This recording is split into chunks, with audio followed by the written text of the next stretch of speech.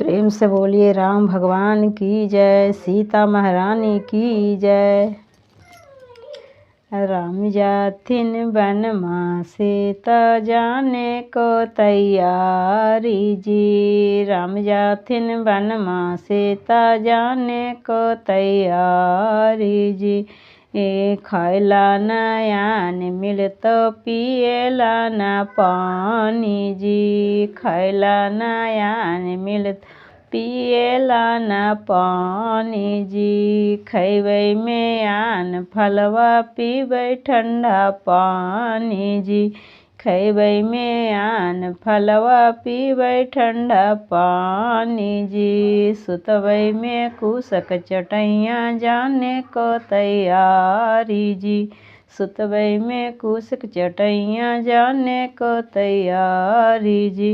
राम जाथिन वनमा सीता जाने को तैयारी जी। राम जाथिन वनमा सीता जाने को तैयारी जी। खायला नयान मिल तो पिएला न पानी जी। खायला नयान मिल तो पिएला न पानी जी। मचिया बैठा आलमाई समझाथिन जी। मचिया बैठा लजे माई समझाथिन जी। खायला नयान मिल तो पिएला न पानी जी। खैबै में आन फलवा पीबै ठंडा पानी जी। खैबै में आन फल पीबै ठंडा पानी जी। सुतबै में कुस चटैया जाने को तैयारी जी। सुतबै में कुसक चटैया जाने को तैयारी जी। राम जाथिन वनमा सीता जाने को तैयारी जी। राम जाथिन वनमा सीता जाने को तैयारी जी। मचिया बैठा ला भाभी समझाथिन जी। मचिया बैठा ला होते भाभी समझाथिन जी।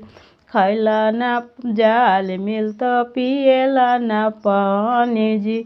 खायला नयान मिल तो पिएला न पानी जी। खैला ज्ञान मिलतै पिएला ठंडा पानी जी।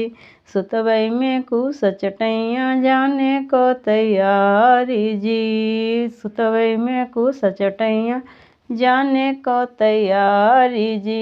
राम जाथिन वनमा सीता जाने को तैयारी जी। राम जाथिन वनमा सीता जाने को तैयारी जी। मचिया बैठा ला हो तो दीदी समझाथिन जी। मचिया बैठा ला पूजे दीदी समझाथिन जी। खायला नयान मिल तो पिएला न पानी जी। खायला नयान मिल तो पिएला न पानी जी। सुतबै में कुस चटैया जाने को तैयारी जी। सुतबै में कुस चटैया जाने को तैयारी जी। प्रेम से बोलिए राम भगवान की जय, सीता महारानी की जय। मेरा वीडियो अच्छा लगा तो चैनल को ज़रूर से ज़रूर सब्सक्राइब कीजिए।